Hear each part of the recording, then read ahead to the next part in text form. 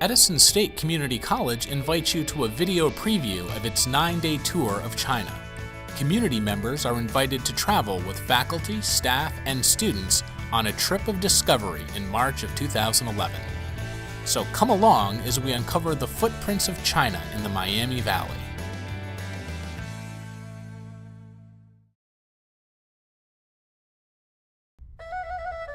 What are families like in China?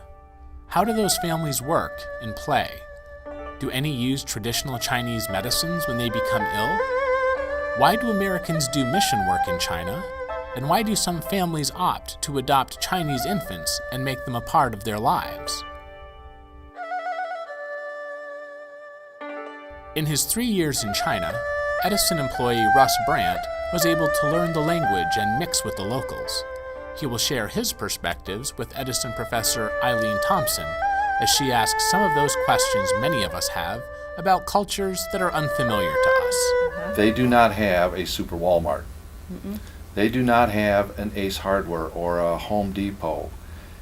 Because there's such a need for work, if you wanted to go out and buy a meal, you had, let's say, 4 different items you needed to buy, you would go to 4 different stores to purchase that. One shop would have meat, another shop might have vegetables, another shop would have something else. From the construction trade, if you want to build or run a pipe, you'd go one place for the straight pipe, another place for the elbows, another place for something else. If you wanted something of a category, all those businesses would be next to each other. So you'd go to a food market. It's just like a food market, but each individual is a business. Okay, that makes sense. They weren't all spread out. Mm-hmm. They were all localized. And how did you get around? Same as you would get around here. You hop on a train, you hop on a bus, hop in a car. Did you drive while you were there? Yes, I did. The town that I worked in, Suzhou, I knew my way around. After 3 years, I knew my way around. But they also have the buses that you see. The stereotype is in Mexico. You got this small little bus with people crowded on there, and all the fruits and vegetables and wares that everybody has, things hanging off the roof. I rode in one of those. And that was a neat experience. I was way too big for the bus. And the people, when I got on, were very apprehensive. What is this guy doing on our bus? It was just a commuter bus. And I was going to an island. And we had a ferry twice. The first ferry, bus drove onto the ferry, and we sat down, and evidently that is the time when the bus is set stationary, everybody decided to eat. Well, everybody brought out their foodstuffs. I brought out my foodstuff that I had with me, and I gave somebody something, and then they gave me something back, and then it was just an exchange of food for about 20 minutes. And then we had a little ride on the land again, and it was a family from that point on. We were just talking and joking and having a great time. Great time. Did you have any challenges as far as the language went? I didn't allow it to be a challenge. They were as curious about me as I was about them. Mm-hmm. And during the day, I worked with contractors that did speak English already. So during the day, I was okay. But then I learned to listen with my eyes and talk with my hands. Mm-hmm. And I was able to get my way through. At night, I tried to learn Chinese from anybody that I could, and they wanted to learn English. So they wanted to learn English as much as I wanted to learn Chinese, and I developed some friendships there. And we spent our time together, and that's how I learned it. How long did it take you to become comfortable with conversation?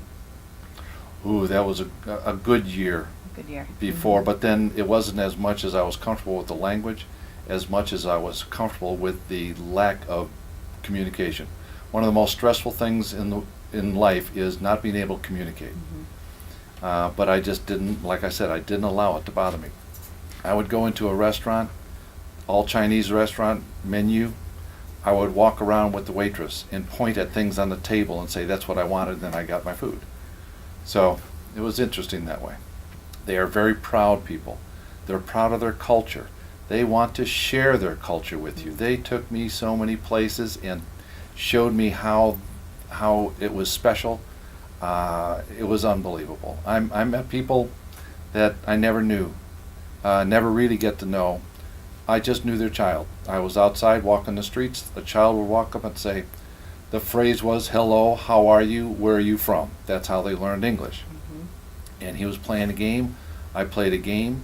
The parents came out and gave me a little meal. And they're poor, but they offered me a meal. That's China. That's China. That's a good summary. What kind of food was served to you when you went into these homes?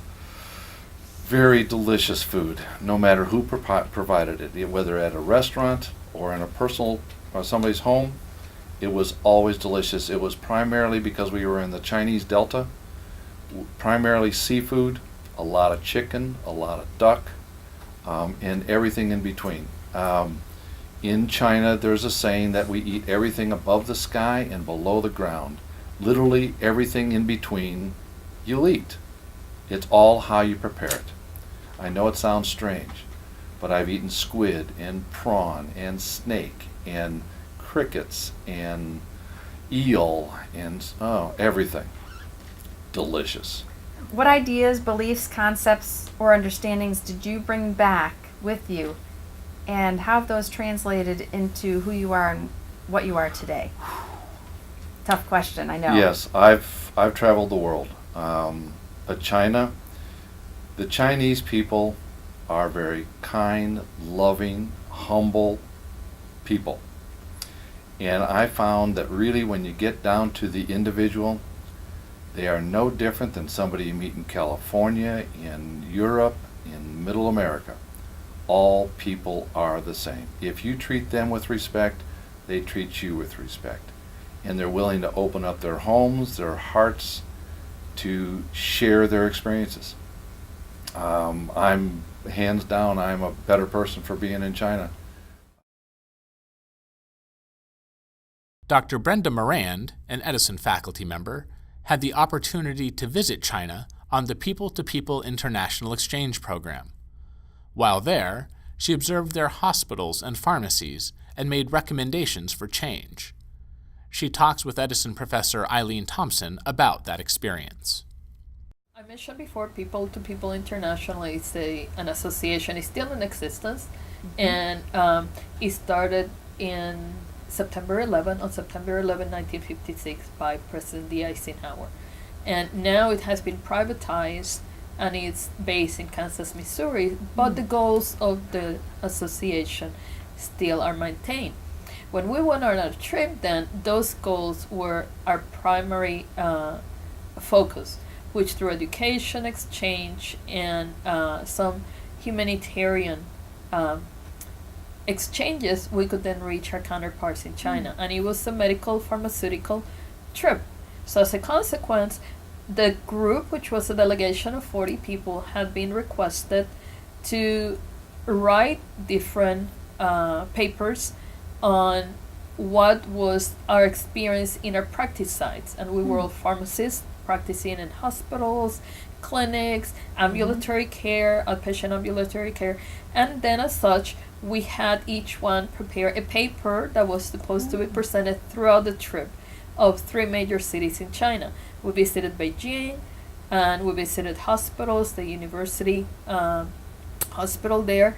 We visited in Nanjing, we visited the Jiangsu traditional medicine hospital, and of course the pharmacies attached to that. And then in Shanghai, when you visited the university hospital, we visited the university and had an exchange as well with professionals and students in small groups at the University of Shanghai. So it was, in that sense, it was a working trip for me, because my goal was then to have that particular professional exchange with our counterpart pharmacists in China. Very nice. I noticed you brought a book with you. Yes. Can you tell me a little bit about what this book is? Well, since this was a people-to-people international trip, and I mentioned that we were all asked to write papers, then when we came back, this became our